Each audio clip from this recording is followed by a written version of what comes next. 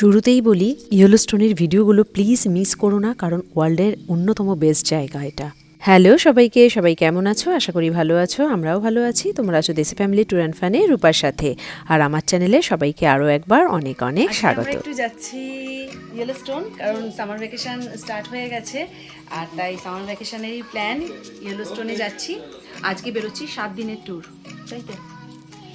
তাই আমরা একটু পরেই বেরোবো। ব্রেকফাস্ট করে একদম রেডি হয়ে গেছি, আর একটু লাঞ্চ করেই তারপর হচ্ছে বেরিয়ে যাব। এরোপ্লেনে যাচ্ছি, তাই ওখানে গিয়ে দেখাবো ইয়েলোস্টোন মানে হচ্ছে একটা দারুণ জায়গা, মানে ইউএস এর one of the best place হচ্ছে ইয়েলোস্টোন। তো দারুণ জায়গা, তোমাদের It's the best day. আমরা লাঞ্চ করে বেরিয়ে পড়েছি, তার কারণ আজকে যেহেতু আমাদের 4:30 নাগাদ ফ্লাইট, তার জন্য একবারে লাঞ্চ করে বেরিয়ে পড়েছি। আর কিছুক্ষণ আগে তো আমাদের পৌঁছতে হবে, না হলে তো যদিও অনলাইনে চেক ইন করিয়ে নিয়েছি, তাও ওখানে গিয়ে সিকিউরিটি চেকিংও হবে, তারপর ব্যাগেজগুলো সমস্ত ওরা ওয়েট করে নেবে, তাই সেই জন্য কিছুটা ওই প্রসিডিওর যেগুলো থাকে আমরা বেরিয়ে পড়েছি। আর বাড়ি থেকে তো জাস্ট 10 মিনিটেরই ডিস্টেন্স এয়ারপোর্ট, তাই যে পৌঁছেও গেছি। এখন ইউনাইটেড এয়ারলাইন্সে আমরা যাচ্ছি। এখান থেকে হচ্ছে মানে এসএফও থেকে হচ্ছে আমরা ফার্স্টে বয়জিতে নামবো। বয়জিতে একদিন আমরা নাইট স্টে করবো হোটেলে, তারপরের দিন আমরা হচ্ছে এয়ারপোর্ট থেকেই আমরা হচ্ছে রেন্টাল কার নিয়েছি। আমরা যেহেতু 3টে ফ্যামিলি আছি, তাই একটা হচ্ছে 7 সিটারের কার নিয়েছি, আর একটা হচ্ছে 5 সিটার। তো আমরা হচ্ছে বয়জিতে নেমে ওখান থেকেই আমরা কারটা রেন্টালে নেব, আর ওখানে ওয়ান নাইট বললাম যে হোটেল স্টে করে তারপর হচ্ছে আমরা পরের দিন সকালবেলা প্রায় 5 ঘন্টার মতো জার্নি আর কি বাই কারে। তো তারপরই হচ্ছে আমরা ইয়েলোস্টোনে পৌঁছে যাব। তারপর তো ওখান থেকে থাকা, ওখান থেকেই ঘোরা, আমাদের সব কিছু হবে।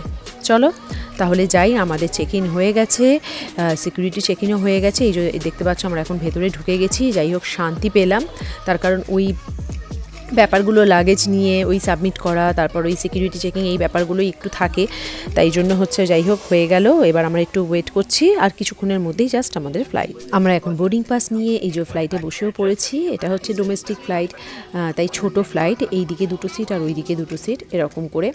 তা আমরা দুজন এখানে বসেছি, রিক আর সুব্রত ওই পাশেরটাতেই বসেছে, আর বাকি আরও যে ফ্যামিলি তারা আগে পিছু এরকম করে বসেছে। আর ওদের এয়ারপোর্টে তো খুব খিদে পেয়েছিল, তাই জন্য হচ্ছে একটু ফ্রাইজ আর এখানে স্মুদি কিনে দেওয়া হয়েছে সবকটা বাচ্চাকে। আর আমাদের এই ফ্লাইটটা হচ্ছে মোটামুটি 1.5 ঘন্টার, 1.5 ঘন্টার মধ্যেই আমরা হচ্ছে নেমে যাব বয়জি এয়ারপোর্টে। আমরা উঠছি, আমরা স্কাইয়ে থাকবো। আর একটা কথা, আমরা যে এসএফও থেকে বয়জিতে আমরা ট্রাভেল করছি ইউনাইটেড এয়ারলাইন্সে, সেখানে কিন্তু কোনো রকম চেক ইন লাগেজ নেই, তাই চেক ইন লাগেজ আমাদের কিনতে হয়েছে। আমরা একটা আর কি কিনেছি চেক ইন লাগেজ, যেটা হচ্ছে $40, মানে ওই 3,429 টাকার মতো। আর বাকি হচ্ছে 4 জনের আমরা 4টে পার্সোনাল ব্যাগ পেয়েছি আর কি। চেক ইন লাগেজের ওয়েট হতে হবে 23 কেজি, আর পার্সোনাল লাগেজের ওয়েট হতে হবে 7 কেজি।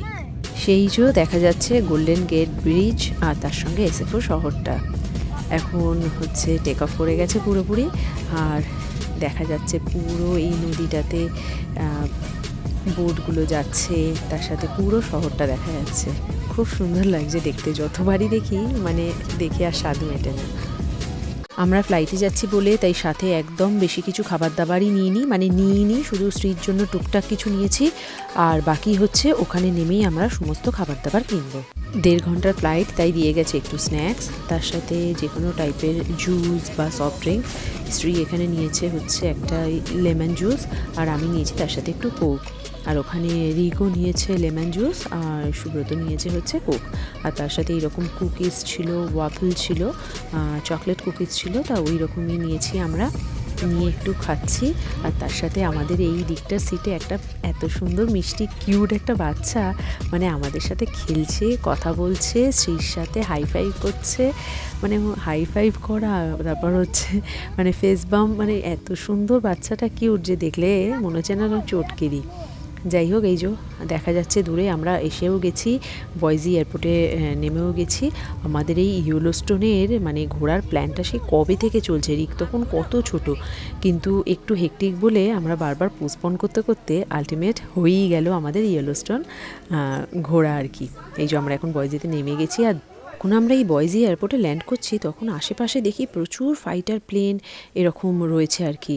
তাই ভাবছিলাম যে এখানে আশেপাশে এত ফাইটার প্লেন কেন। তারপর জানলাম যে বয়েজি এয়ারপোর্ট হচ্ছে joint civil military airports in the western United States in Idaho. তার জন্যই যে ফ্লাইটে আমরা আসি আমাদের আশেপাশে প্রচুর হচ্ছে এরকম অফিসার্স বসেছিলেন। এখানে নেমেই তাই জানতে পারি যে এটা তো জয়েন্ট সিভিল মিলিটারি এয়ারপোর্ট, তার জন্যই। আর এই যে এখানে আমাদের লাগেজ এসে গেছে, লাগেজগুলো কালেক্ট করে নিলাম। আর সুব্রত আর বাকি সবাই গেছে হচ্ছে আমাদের যে গাড়িগুলো বুক করা ছিল সেই গাড়িগুলো তুলতে। একটা 7 সিটার একটা 5 সিটার গাড়ি তুলে নিয়ে এসেই হচ্ছে আমরা এই যে হোটেলের দিকে রওনা দিয়ে দিয়েছি। আজকে নাইটটা এখানেই স্টে করব, পরের দিন সকালে আমরা বেরিয়ে যাব ইয়েলোস্টোনের জন্য। এই যে আমরা এখন হোটেলে ঢুকে যাচ্ছি। এখানে সবথেকে মজার ব্যাপার জানো, রাত 10টা পর্যন্ত দিনের আলো, মানে বুঝতেই পারবে না যে কখন সন্ধে হয়ে রাত গড়িয়ে গেছে। 10টা পর্যন্ত দিনের আলো, আবার 4:30 5টা নাগাদ হচ্ছে একদম সূর্য মামা একেবারে উঠে বসে থাকে আর কি। দিনটা প্রচণ্ড বড় এখানে। হোটেলে যা যা প্রসিডিওর করার করে হচ্ছে আমরা একেবারে 3 তলায় টপ ফ্লোরে আর কি রুমগুলো পেয়েছি। 3টে রুমই পাশাপাশি। তা এই যে রুম পেয়ে গেছি, সমস্ত লাগেজ নিয়ে এসে ঢুকেও গেছি। এবার হচ্ছে ডিনারে কি খাবো সেটারই ব্যবস্থা করতে গেছে বাকি সবাই। আর আমরা হচ্ছে এখন রয়েছি, বাচ্চাগুলোকে একটু ফ্রেশ করিয়ে দিই, আমরাও একটু ফ্রেশ হয়ে যাই। তারপর হচ্ছে ডিনার খেয়ে একটু শুতে হবে, তার কারণ কালকে সকালবেলা আর বেশি কিছু ব্যাগ থেকে জিনিসও বার করা যাবে না, কারণ সকালে আবার রয়েছে যাওয়া। এইটা হচ্ছে ওই কমন ডোর, মানে পাশ থেকে পাশের রুমে যাওয়ার জন্য। যদি আমাদের পাশের রুমটায় অন্য জোন আছে, আমাদের উল্টো দিকের রুমে হচ্ছে সমস্ত ওই বন্ধুদের ফ্যামিলি। এই দুটো আমাদের মানে কুইন বেড যেরকম হয়। আর ফ্রিজ রয়েছে, মাইক্রোওভেন রয়েছে, যদিও আমাদের এগুলো কিছু দরকার পড়বে না যেহেতু একটাই নাইট আর কি, তার জন্যেই।